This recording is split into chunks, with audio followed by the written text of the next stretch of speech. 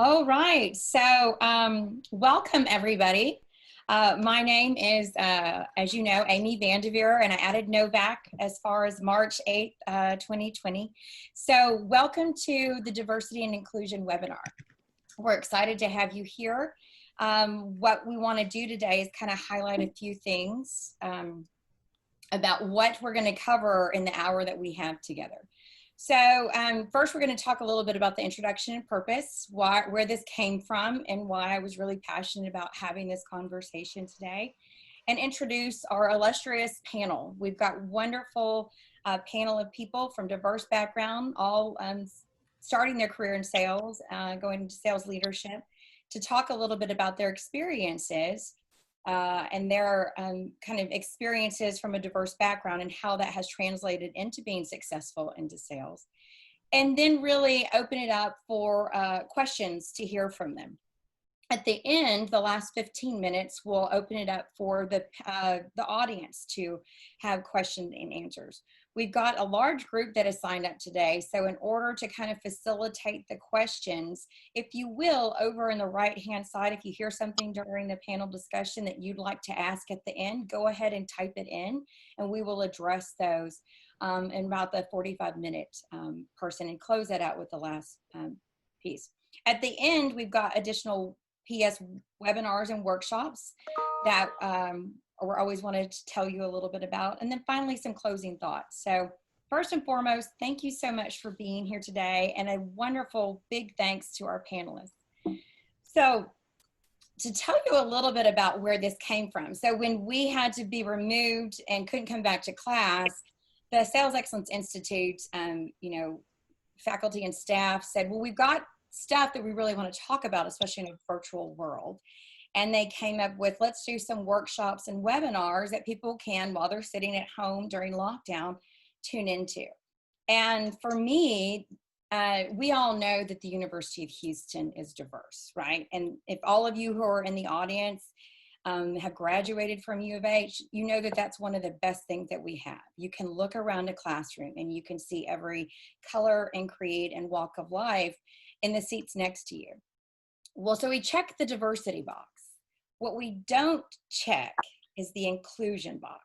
And that first came to awareness for me last fall when we were creating the Sales Excellence Institute's 5-year strategic plan, as it was going to align with the Bauer plan.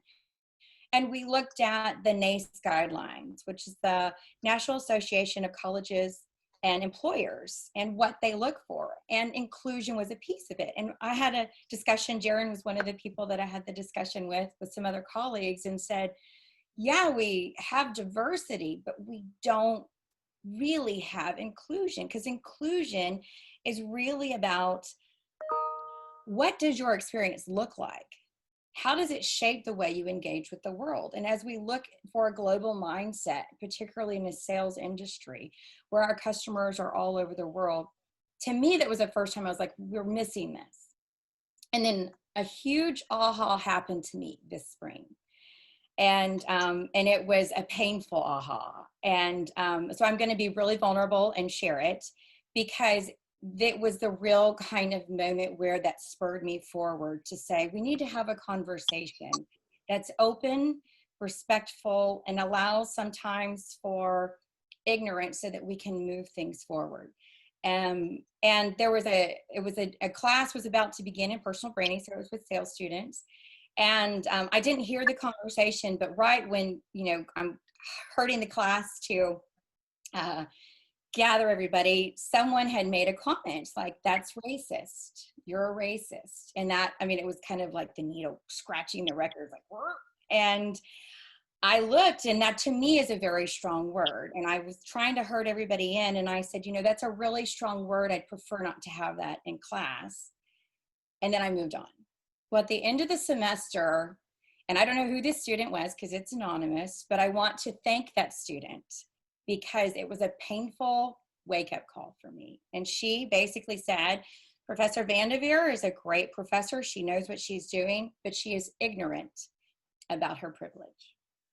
And that was my first two reactions was I was defensive, and I was angry. And my father has always said, if it is not true, it cannot hurt you. So I had to get curious about the anger. And it really came around, the hurt was that as students would think that I would dismiss their experience. And then the shame came from, I never really acknowledged my own journey, and that it was very different from others, that allowed for a lot more opportunity. And so that's where I want the conversation to begin. And that's why I put this quote up from Maya Angelou that says, do the best you can until you know better.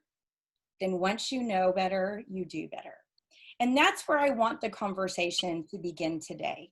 I'm not here to talk about what's going on. I start there because I think that that is the collective conversation that people are having.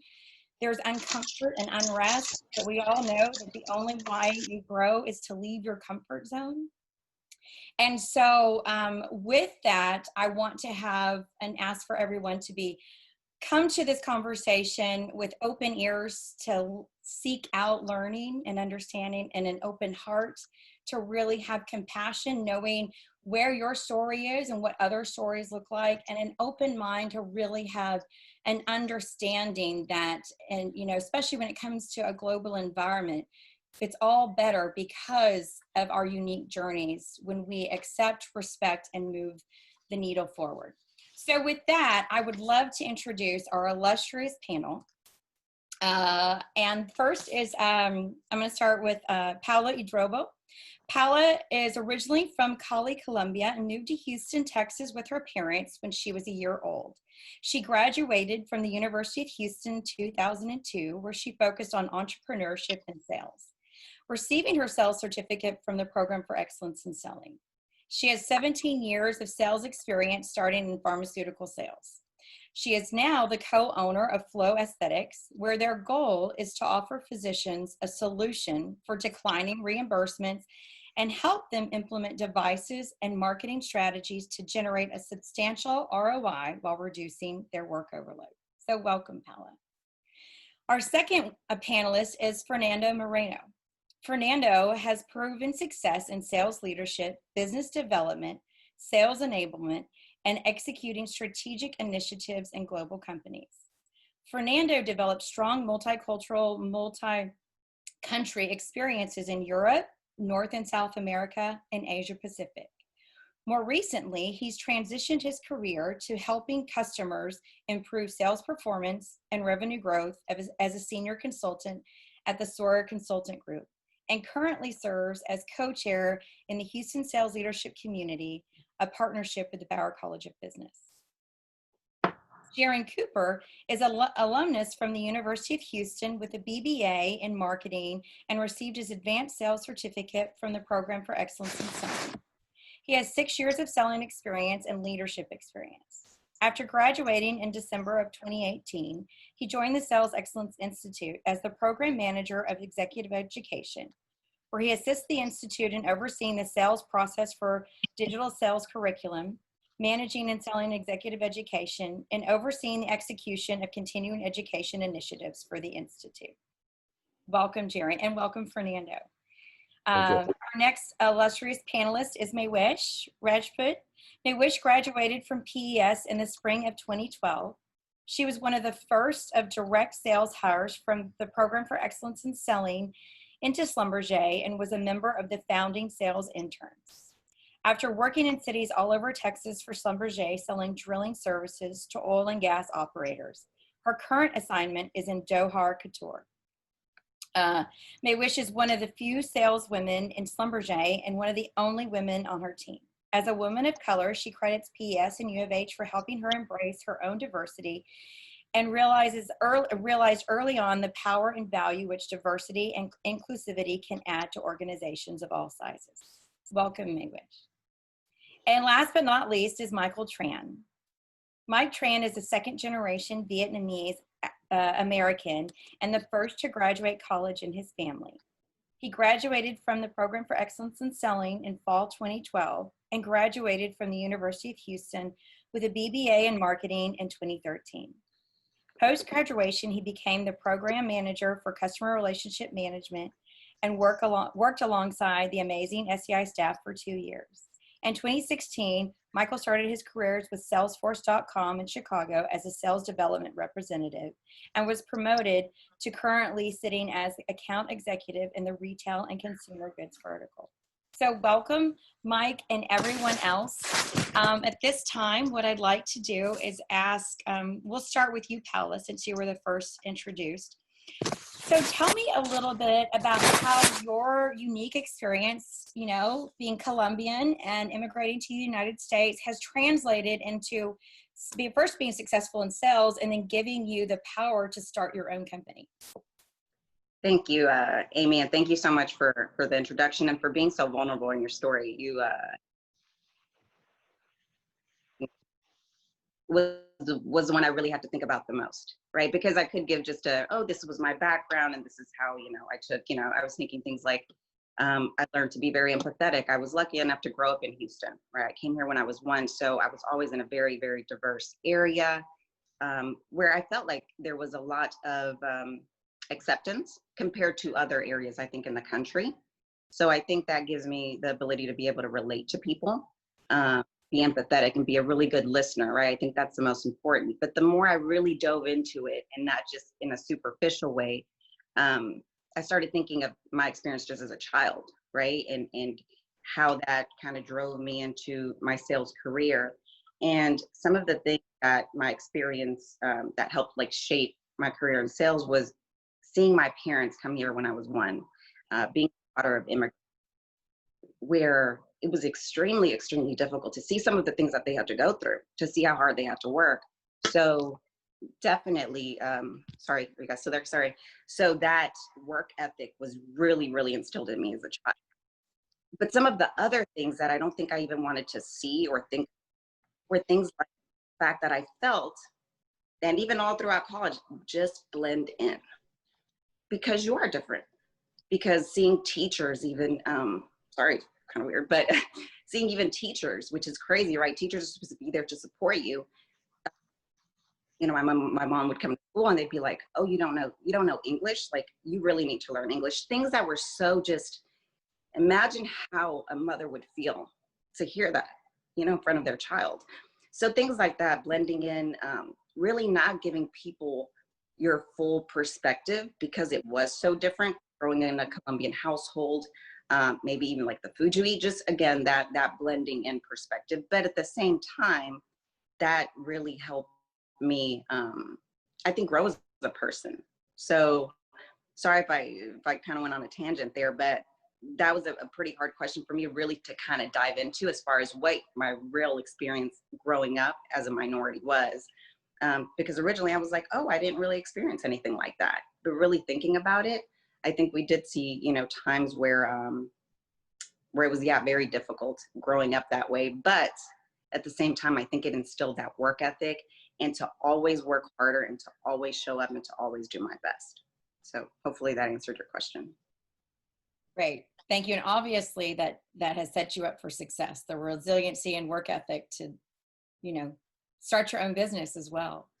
So what I'm going to do now is I'm going to transition to Fernando. So Fernando, I'm going to ask you the same question. And, you know, growing up overseas and transitioning into a global environment as a sales leader, what is your background and experience? How is that translated as you led different organizations in sales in particular? Thank you, Amy, and thank you all to join this really important conversation. So, as you just said in your introduction, I was born and raised in Portugal. And I graduated from engineer, but you know, just after 2 years, I was in a sales career some 30 plus years ago. And that was, you know, how I started in sales. As you all know, Europe is a lot of countries, small, medium. You know, Portugal is in the group of the small, beautiful countries, as I always say. And we have a lot of, you know, different culture, different languages. But to be honest, at the same time, the countries are really very close together, you know, in the way they work and the way the people are traveling, you know, especially after the European Union. And you really need to interact with one another. I think this experience on the professional life, I was working at Hewlett Packard at the time, so a US company. But you know, that experience and having regional, you know, roles really helped me to understand diversity. Should be, I would say, a kind of a natural way that it's the reality that you need to embrace and promote. So that was one of my first learnings. Just as a side note, one day I received a special human resources recognition because in my team at the time, around 13 sales rep, the majority were women, and I was, you know, very glad with that recognition. As you just said, I moved to the United States 12 years ago, and this is a completely different new reality that you know, you face, because then you are an immigrant and then you don't speak the natural language. I was fortunate at the time because my first job in Hewlett Packard was to manage the entire Latin America region. So being Portuguese, you know, I was speaking the language of the #1 country. I was already speaking Spanish. So I'm engaged very well from a language perspective and the culture perspective. So those were 5 years, probably one of the best 5 years of my entire career. You know, just for you to know, we were very close to $1 billion business. So it was quite significant. And my second learning at the Latin America region was, by nature, and I don't know if everybody in this call knows, you have more than 30 countries and in the Latin America region. So my second learning here was having a diverse team in my regional team. It was really a very, very important way for my success and my team and the country's success on the organization. Just to conclude, later on, I evolved to America's role. Then later on, I evolved to a worldwide role where I, you know, lead with the Asia Pacific region for the first time in my career. I had a huge project in China. I learned a lot on that perspective, and I'm glad to share, you know, a few more other points in our conversation today about those experiences. And right now, I decided to give back to the community, so I left the corporate world. I'm working as a consultant in a company, and you know, we just help other companies to evolve to a better organization model, better go-to-market models, and do sales training, and that's what I'm doing right now with a much better work-life balance. I'm in a different stage of my career. And I'm very happy with what I'm doing today. And we have a great collaboration with the U of H in the sales leadership community that we'll have another event this coming October. Great. Thank you. Thank you. So Jaren, you know, tell us a little bit about what it was like, you know, being a student, but then also staying at the Sales Excellence Institute, and how that your own personal background has shaped how you now mentor and lead the sales students that are currently enrolled in the program. Yeah, so this was definitely a new and fun experience for me. I graduated from U of H, like I said, in December 2018. So unlike the rest of the panelists, I'm pretty much one of the youngest people here. And knowing that, I always questioned myself a little bit as I was planning for this, and I was like, what role do I really play in this? It's very intimidating in terms of seeing people similar to me that had several years of experience, and yet I just graduated roughly 2 years ago, and now I'm in this huge leadership position that conventionally somebody that has had years of experience would be in. So coming from that spot has been extremely rewarding for me and grateful. And going through the program has put me in a position both professionally and personally to be able to develop myself and to be here today. The role that I play right now with the students is really huge, and I hope that today I will be that voice for not only them, but also those people that are similar to me who is just in their young 20s and yet in a position that you would expect to have years to come. So I'm very excited to be here. We're excited you're here too. So then I'm gonna transition to Mehwish. You know, Mehwish, I remember as a student coming to me when the internship opportunity at Schlumberger was available. And she said, I need this internship. I want it. I need you to help me figure out what my resume needs to look like in order to get it. And I was always taken with the confidence you always had in yourself, which landed the internship and obviously has led to a really successful career.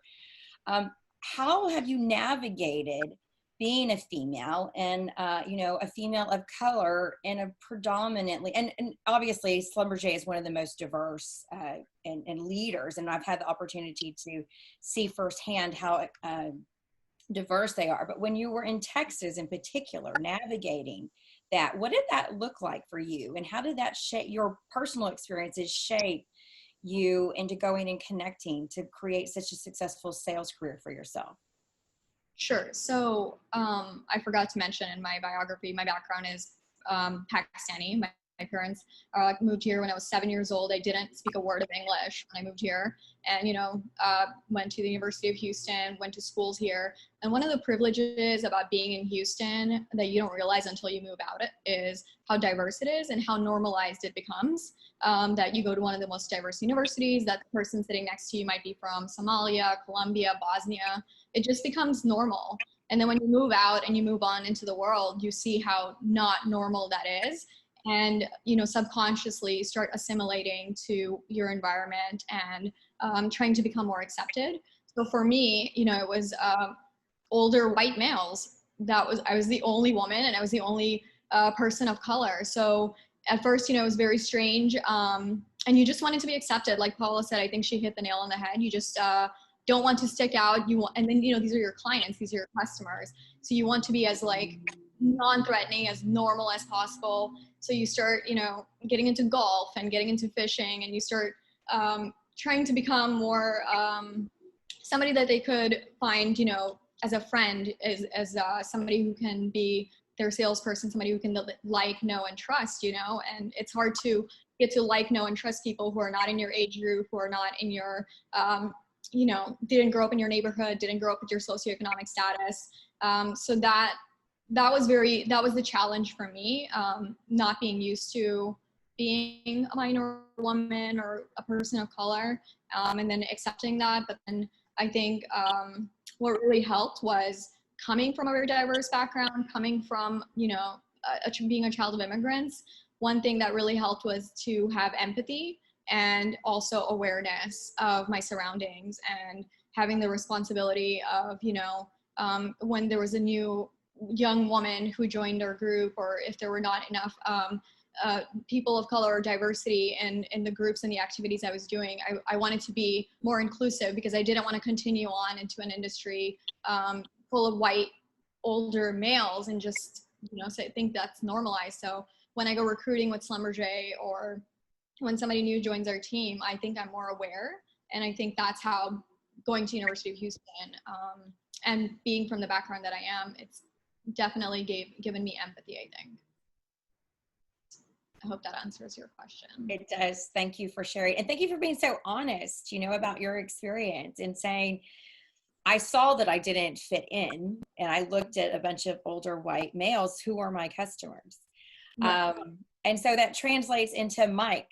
So Mike, you know, you work for one of the top companies, and they're really known for one of the great, you know, being inclusive and a lot of the women initiative, and they've done a lot of good around that. What was it like to then leave PES and kind of the little safety nest that we have of our diverse area, and then kind of go to a brand new city and forge your own path and being the first in your family to graduate college? Yep. Thanks, Amy. It's a good question. I think transitioning to Chicago, the first thing was interesting just because I'm the youngest of 3 siblings. I was the first one really to move away from the nest at home. So it's going to be a lot different for me. One of the things about Chicago, it is very diverse, but it's very segregated as well. So when you think about diversity and you think about the different areas, they're in very small little pockets compared to what you would see in Houston, where there's a little bit of a mix of everything. I grew up in Connecticut. I moved to Katy when I was in middle school. So I've, predominantly grown up in areas that weren't as diverse as where some other people might have grown up. So that initial part of it was something that I was used to. But being in Houston for a majority of my life, like I was so used to being able to go to a restaurant that I wanted to go to, whether it be Vietnamese, whether it be, different types of food. That was just the interesting piece of it alone. I think transitioning to Salesforce, I knew Salesforce has a lot of initiatives around diversity, and I knew that was going to be something that I was going to appreciate, which I did. But even moving to Chicago, I didn't realize how strong the Midwest, I guess, connections are, whether it be the university that you went to, where a majority of people went to Michigan State, went to University of Michigan, Ohio State. So me coming from even a different university where a lot of people are like, what is University of Houston? What is that? That alone, people looked at me differently because I didn't come from one of those schools that a lot of my coworkers went to, right? With me being one of the first, people besides Ricardo and a couple others that came from University of Houston to Salesforce, I wanted to make a name for ourselves. I felt like I wanted Salesforce to hire more from the University of Houston. So it was almost being representative, not just of, University of Houston, but also the sales program as well, to hopefully be a trailblazer for others that wanted to start their career there as well. You did a good job. There's others that have followed your trailblazing ways. So we appreciate that. I'm going to go back to Paola now. And you said something key, and Mehwish alluded to it. And I think that this is where the inclusion is key, right? And that is the blending in. And, both my grandparents were immigrants. One was from the Ukraine, one was from Ireland, and it makes you who you are. But then you do assimilate to where, even as a redhead, I remember I hated my red hair growing up. And I know that people are like, Amy, that's not diversity, but it is. And so how can you, from your experience trying to blend in, really empower people to say, but that is what makes you unique and that is what gives you a voice? And how would you encourage those in the audience to, number one, embrace what makes them unique, and then number two, to encourage other people to help share their stories? I think that's a great question. And I think it comes down to one answer: just other people, or even starting with yourself, asking the questions. I think sometime even with coworkers, we just know each other on such a superficial level. Like, do we ever sit there and ask, oh, great, so where did you grow up? And what kind of foods did your family eat? Oh, great, you're from Colombia. Or even myself, like bringing it up to another coworker. Great, how was it growing up in Indiana? What did you guys, typically eat? Just starting a conversation. I think the more you know about somebody, the more you're going to be able to relate to them, right? And really put yourself in their shoes and be empathetic. And we don't know other people's stories. Just because you grew up differently and like that student said, oh, maybe you're privileged, but you could have gone through hardships yourself, right? And you don't know how you come together and relate in that fashion. I had the opportunity early on in my career at GlaxoSmithKline. I started in pharmaceutical sales right after college, and I was their diversity champion for like our little core group, which it was like maybe 15 people. And for the most part, it was just a title. It was kind of flat, but it was all very superficial until one day the manager, and he was great, he recruited from the sales program, he was like, let's just have some real conversations. But what I noticed was that the way those conversations started, instead of asking questions about how people felt about things, it was more like certain people saying like, I just don't believe that racism still exists. Like, I just don't see it. And we know we're all based in Houston, and you know, so it is very diverse. But being in that other position, when somebody says something like that to you, how do you take that and still open up? It's almost like they're telling you that your feelings, your experiences aren't real. They're not valid. You maybe made them up in your head. Maybe you've just misconstrued it. And so I think that it comes down to, you know, just like what makes us great in sales, listening, questions, right? That's why we have 2 years. So I think putting ourselves in that position and just asking as many of our peers and people we work with just to learn their story and then share your story. And I think that's how the conversations begin versus telling them what your beliefs are. And I don't believe that there is racism, right? You know, and I've even been at fault of that, honestly, myself. So hopefully that answered your question. It did. Thank you. And you know what I realized when I shut down that comment, like, I don't want that word in the room, like, because I do feel like that's a very strong word. The word calling someone a racist is very strong. What I did, and the student basically said that, was I dismissed their experience. And that is what I think is really interesting. I'm going to transition now to Jaren, because you are, you know, the African-American in the group, and we can't deny what's going on in light of the George Floyd situation. So I think for me, it's how would you tell people to approach the conversation? Because, you know, I was called out on ignorance, and I was pissed, defensive, and then hurt and ashamed around it. So how can you encourage people to come and know that they're coming sometimes from blinders on, like you were talking about, Paola? Like, I don't think racism exists when we're now blinders off. How can you encourage people to start the conversation? Great question. Great question. I think first it starts with that individual. It's very easy to make assumptions based off what you just see in terms of the media or someone else's message. So one thing, the first step that I would suggest is to take a step back, figure out where you are and what role you want to play in this, and do your own research. Formulate your own opinion, and not from an opinion that you hear your friends say or some of your colleagues. Once you do that and you realize, you know, what stance I want to be a part, take some time to engage with the people that are close to you and say, you know, how would I go about this conversation? This is the stance that I take. How can I get involved? Whether that be how in Houston we had over 20,000 people enacting the protest, whether it be you joining a panel like today, whether it be signing petitions or giving financial contributions, whatever role you see yourself playing in there for change, just do it. And the third thing is execute it, right? You have a plan. You have now figured out what role you want to play in this and how you want to start and attack the conversation.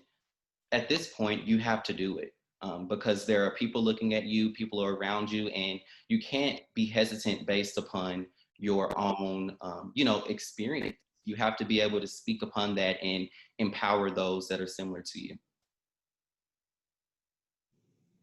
Thank you. I appreciate that. Jaren and I've had some really interesting conversations because he really helped me put together this panel and kind of the premise around it. So thank you for the conversations that we've had. Of course.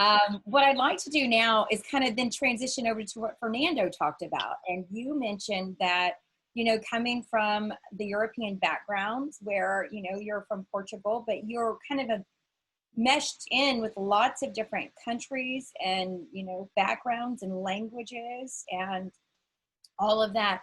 How has that exposure, because you said it, you know, diversity was kind of the norm and accepting it. How can you encourage people who believe that they work in an environment where it's kind of fear-induced to not start the conversation, to start having that, and the benefit of having that conversation as you related to your experiences coming from diversity, which is part of what we did? Mm-hmm. I would just start the conversation saying mainly two things, and the number one, try to help, you know, the person to really understand that more diverse your team is, the more they succeed whatever they do. So that's my own experience in both sides of the Atlantic.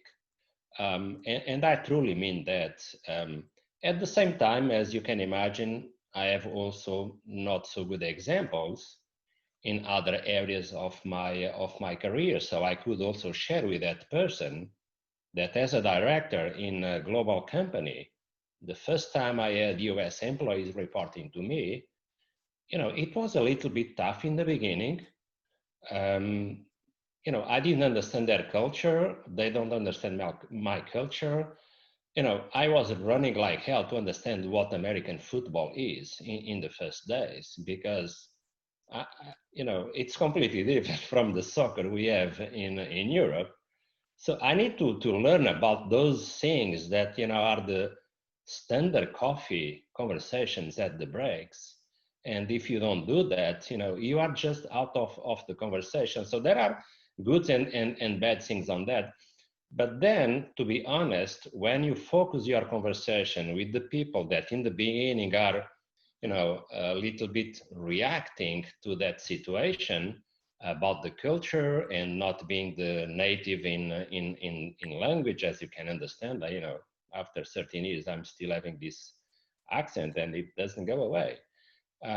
So then when you start focus on the business outcome, I would say the things will go away. They will see, your contribution. You will see their contribution. So then you move to a different level of conversation, much more open, and then you just need to focus on what each of us need to do. And then, the second point I would highlight is, your day-to-day interaction with your coworker would be much more interesting. If not everyone will look like you. And again, I will bring some of my stories in Europe and in Latin America. And if you can help the people realize and visualize and embrace, then it's a good start. And as one of the panels already said, then in terms of concrete actions, you need to move to the hiring process and to the promote process, because then you will have a diversity and inclusion all the scale in all the levels of the organization. So that will be my answer, where to start. Thank you. I appreciate you sharing that. What I'd like to do now is go to Mehwish and have you elaborate a little bit more on, coming as a woman from Pakistan, immigrating here. How did you build trust in a world where you did not look anything like your customers? What do you think was the fit? You talked a little bit about empathy and awareness and really bringing other people into that. But how were you able to do that so that you were able to be successful and overcome that obstacle where you did not look like, and you could establish the knowing, the liking, and the trusting with your customers, particularly in Texas? Yeah. So that's an interesting question that I have to think about, because these are not things you sit there and think, it just doesn't occur to me. Like, I am a woman, and it was very difficult for me to try to mold myself into that. But I think a lot of the times what I did when I would walk into a room or a networking event or a meeting where, it was all males and I was just the only woman at the room, at the beginning it was very difficult to speak up or share my ideas. But over time, it's been 7 years now, and now I'm in the Middle East, which is a whole different animal when, being a woman and working in sales. But over time, I learned to speak louder, not be afraid of the ideas that I have. And if I share them and if they're wrong, it's okay, because men do that all the time. And, it's true. But it's also another thing where subconsciously you start doing things to become more acceptable within the society that you're in. Like I said, I had to learn how to play golf and get into fishing and, things that are not my hobby and I don't enjoy in my free time, but I had to become more acceptable to my customer base instead of this foreign alien. So I started doing a lot of things, but now, as I get older and I become more mature and comfortable in my own skin and, more experienced, I think that I'm not afraid to say, yeah, my family's from Pakistan, you know, in the beginning. You know, that's not something I would easily just give up. I was like, oh yeah, I grew up in Houston, you know, I'm more American than Pakistani to become more acceptable. But now it's like something I'm very proud of. And I think it makes me more unique. And I think I add value to an organization by having a different understanding and a different background and a different viewpoint. And I am lucky that I work at a company that, you know, you walk into a room and there's, you know, 5 people from 5 different continents and they speak different languages. And that's really embracing. But then, you know, when you look at the customer base, there's oil companies that have no diversity. And then now in the Middle East, it's a different kind of battle because there are no women who are working, especially in sales. So things like, if you extend your hand to do a handshake, you know, sometimes they might not shake your hand. So then over time you learn, you just, you know, bow your head and you just become accustomed and learn things if you're open to them. But it's been quite a journey, I think. But it's been fun and interesting, I guess. I wouldn't have it any other way because it made me a stronger person and somebody who's willing to speak up more and not be afraid to, you know, lean in and sit at the table. Right.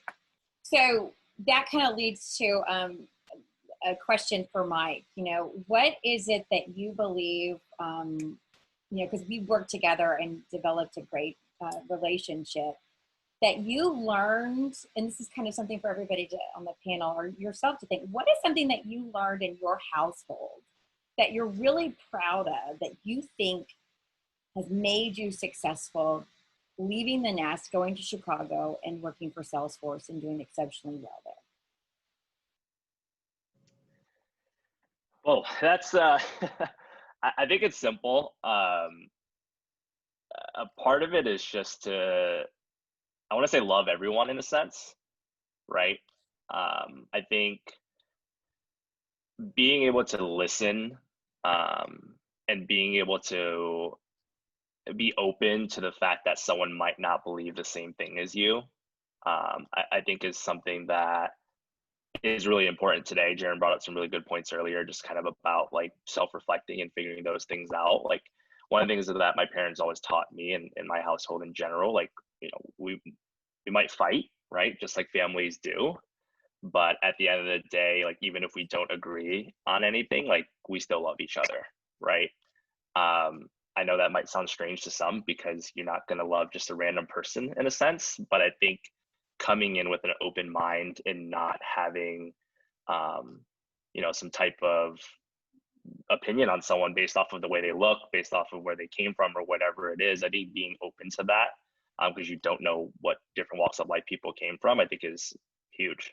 And I think that that's something that I've always kept with me, moving to different cities, being around different people. It's something that I always try to pride myself in. You do that very well. You do that really well.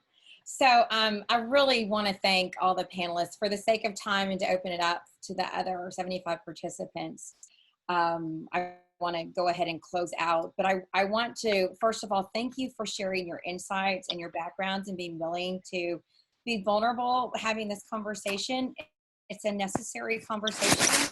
It's uncomfortable and there's no right answers. And I'm the biggest person to adhere to. I don't know what I'm doing, but I'm willing with an open heart to ask some questions and answer them. So this time we'd like to, I don't have any questions in the chat, so I'm just going to open it up. If you have a question you'd like to ask, go ahead and unmute yourself and feel free. If you could, if there's someone in particular you want to direct it to, go ahead and do so.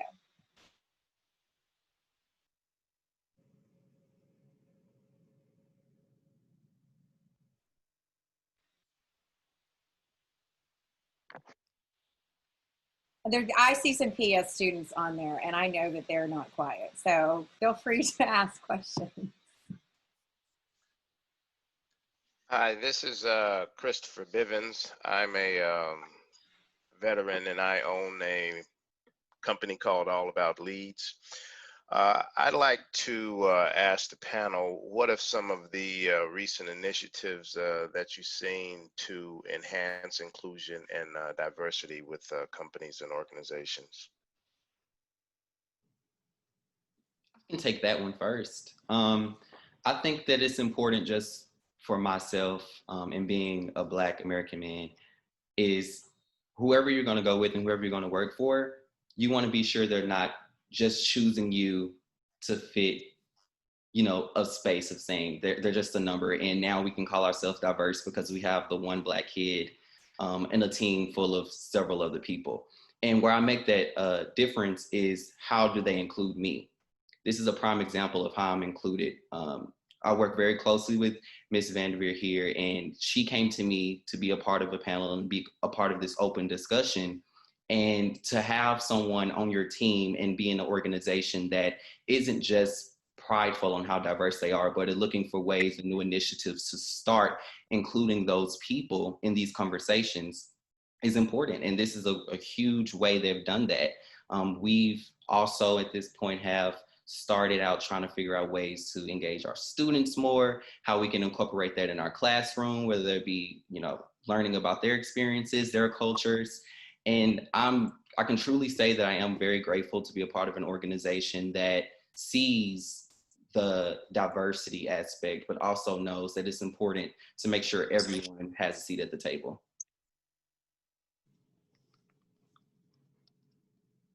Would anyone else like to comment on that? If not, I mean, that's fine. And then there's another question too as well. Paola, did you want to comment on that question? No, I'm good. Okay, all right. Thank you, Christopher. Did that answer your question? It did in a certain way. I was more or less looking for new initiatives rather than like a new employee. I'm a little bit more experienced in the corporate environment, and so being having a veteran-owned minority company, in light of the recent developments, I was speaking more in terms of inclusion with organizations.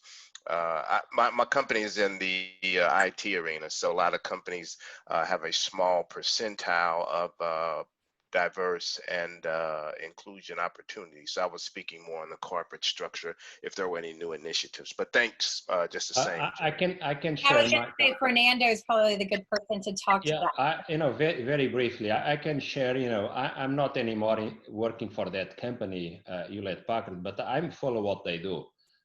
You know, when all this conversation started, you know, a few weeks ago or a month ago, the Hewlett Packard CEO, he is very active on diversity and inclusion. He just sets, I believe, a weekly call or every other week, and any employee can join wherever they are in the world, and he's there, you know, just to answer any question live that you have and you want to ask in the company what they are doing in this and that specific area. Of course, and the topic of the con call is diversity and inclusion. It's so simple to do and very, very powerful, to be honest. I have lots of colleagues that, you know, they are very happy with this, such you know, grateful initiative and not complex to realize and implement. All right, thank you. You know, Christopher, I think where we are right now is an important moment, and I don't know that a lot of initiatives necessarily have come out yet.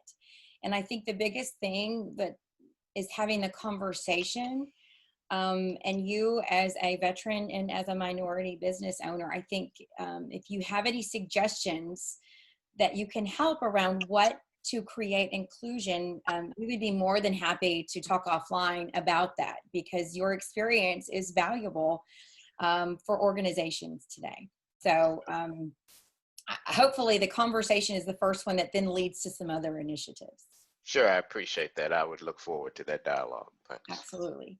Another question from Eva is, Eva, what are some habits you have seen from sales leaders that you have worked for when it comes to creating an inclusive work environment? Who would like to take that? I can answer a little bit about that. This is Mike. I think some great habits of sales leaders or just leadership in general. In sales, I think everything's about numbers, right? Make some more calls, make some more emails, hit your quota, get paid. Like there's, no matter where you are, I think that's the common thing that, happens. I think that the great sales leaders or the leaders in general look at more than just the numbers, right? I think they take the time to figure out who they're, who's working under them, right? I think they connect with them on a more personal level, so that it's not just about work, but it could be about maybe things that are going on in their personal life, right? I think the great leaders that I've worked under, right, they've gotten to know me more than just, how much sales am I doing, right? How much revenue am I bringing? They've been able to kind of get to know me on a more personal level. And I think those are the relationships that have lasted longer, compared to some people who might be just looking at you as like a number. And to add to that, I think another good habit to have as we become leaders, or, as I've worked under some really great ones, that Amy, some of them, one of the best things that they do is create the inclusive environment and the diverse environment themselves. If it doesn't exist, it's not something they just speak on. I've been added to many teams, and I've been a part of teams where, there was not diversity, and they took action to exclusively create that. And then, when you have team building events, for example, not to pick activities that are just catered to a certain demographic, for example, not to go to, again, I keep coming back to fishing or golfing, but when you have like a male-centric team and you think about, oh, let's do a team building, it's like more activities towards the predominant people on the team, but then it's starting to become more acceptable to do activities, just as one example that's inclusive to everyone, that everyone would enjoy. And then to go back to a previous question, one of the initiatives that some product lines at Schlumberger have taken is blind recruiting. So every 2 or 3 years at Schlumberger, you move into a different role, and they look for candidates in our 100,000 employees on who's going to take certain roles. And it always ended up being, males who were becoming, into leadership positions. So one of the things they ended up doing was removing the name of the person and some other details about their family life, and not alluding to the fact that if they were a certain race or a male, and it increased our recruiting and female leadership placement by 30%. So it was something I would have never thought of, but I think that's, if you're a quite rather large organization, it's a good way to take the biases out of the equation. Mm-hmm. Very nice. Amazing. Great. Anyone else want to comment? This is a question from Scott Holloway. Thanks for joining us, Scott. He said, how can I demonstrate being more inclusive at my workplace that is multicultural and very diverse as a white male?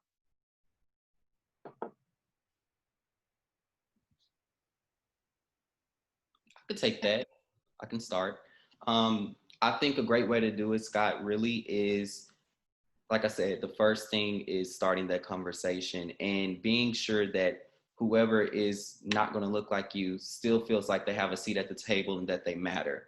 Something as simple as pulling them aside, asking them about their ideas, or asking them how can they implement change in an organization is important for them to feel inclusive.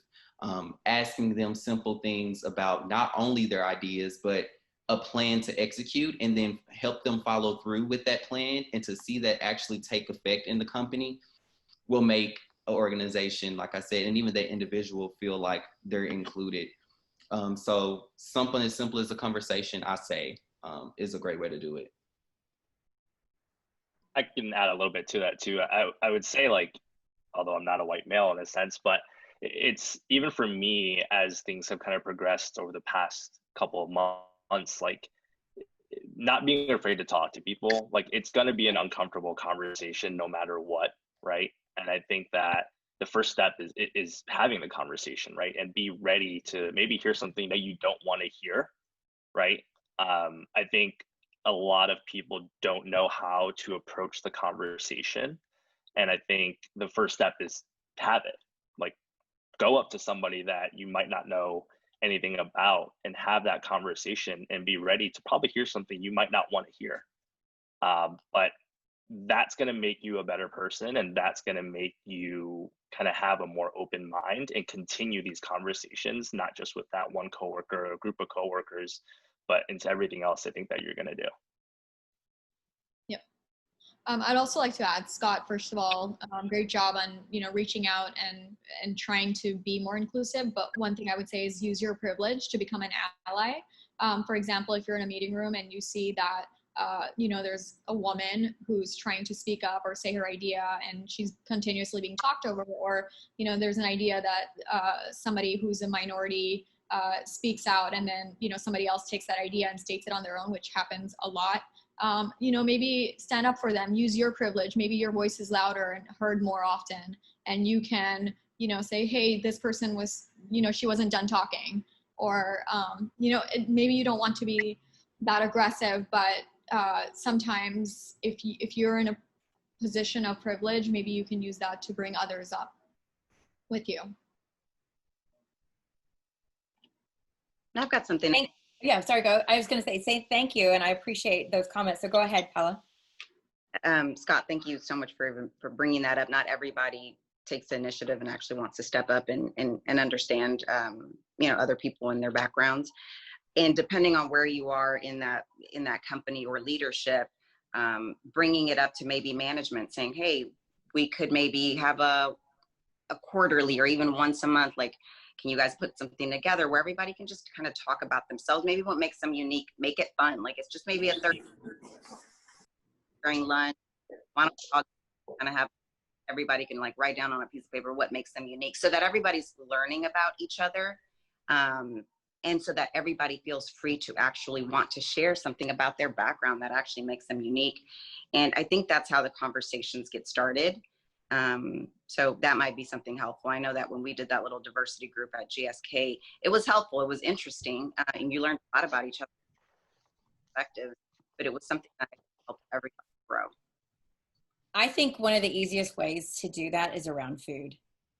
And because everybody knows, you were talking about, this is the food I eat and all of that stuff. And I think that even in a virtual world, Scott, one of the things that we can do is say, okay, we're going to have our kind of, inclusion conversation around, what are you eating today? What's your favorite meal? And, because we're in a virtual world, we can't necessarily gather in a potluck environment. God forbid we would do that during COVID, right? But I do think that it's about understanding first what we all identify with in our own homes, and then understanding and asking questions around, what do you identify with out of yours? So thank you for all of you sharing that. And Scott, for being brave and asking the question. Niraj asked a question, and hi Niraj, it's great to see you. It's one that I'm actually going to address. He said, is PES doing anything on campus to start conversation amongst its enrolled students to learn how their experiences are going with working with various partner companies, particularly around this topic of diversity and inclusion? And he said, during my time at PES, I remember seeing a lack of diversity at times in our speakers from companies that would recruit. I wish we had more conversations during our time. And the answer is no, we haven't, but we will. And that is one of our big goals, in recognizing this moment of awakening for all of us to be a part of it. So thank you for sharing that. Asking our students about their experience is a big piece of the inclusion area. So I've got, this is a great question from Peyton. Hi, Peyton. When in the interview process would you recommend bringing up your diversity, and what you think that helps bring to the table for the company? I think that's a fantastic question. I can touch on it briefly because I know we only have a couple of minutes left, but I think bring it up early.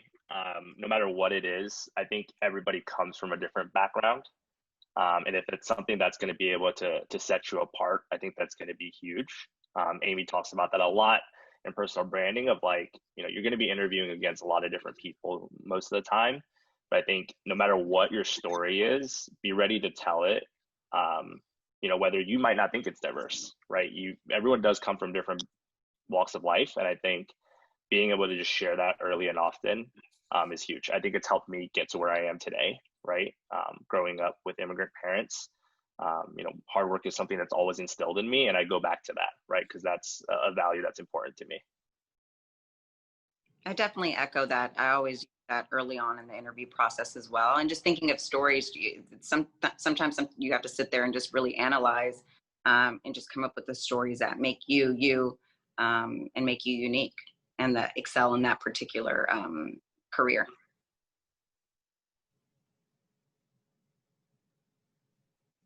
Okay, thank you so much. I'm gonna share back over to the screen real quick just to highlight a couple of things. A couple of things, if you're interested in this conversation that we've done today, we've got a couple other webinars coming up on financial services and technology, and then in workshops on digital branding and selling virtually. So that's one of the things that you can dive into in your PJs, working from home during all of this.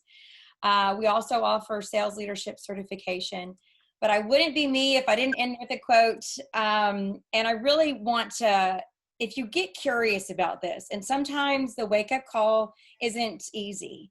It wasn't for me, but I'm so grateful that I had it, because it has allowed for really enriched conversations with people in my life, but also with this wonderful panel and from the questions that have come from the audience as well. So thank you for being a part of it. And Austin Channing Brown is a big anti-racism educator. And she wrote the book, I'm Still Here, Black Dignity in a World Made for Whiteness. But I listened to a podcast with her and Brene Brown, and I had to stop it and I had to write this quote down, because anti-racism is those are strong words. The words anti creates a strong recognition in our brain, and racism creates a strong recognition in our brain. But she said, this is what the movement of anti-racism should be. It says, the work of anti-racism is the work of becoming a better human to other humans. And so when we look at diversity, and this kind of says it, we have it all the time at U of H, right? Diversity is having a seat at the table, and we have that in our classroom. But inclusion is having a voice. So thank you to those of you who've shared your voice today. And belonging is having that voice be heard. And I think what's really important is that we find our own stories, we find our understanding of what our prism looks like, what our world look like, and then we kind of step into the uncomfortableness of maybe it wasn't always the way in which we was the betterment. And so really embracing the work of becoming a better human to other humans. And so with that, I would like to thank you for your time. Thank you to our great panel. And I wish you safety and health, and hopefully maybe we can all get together one day on campus. So take care, keep in touch. Feel free to reach out to me if you have any questions via email or LinkedIn, and stay tuned for other great workshops and webinars.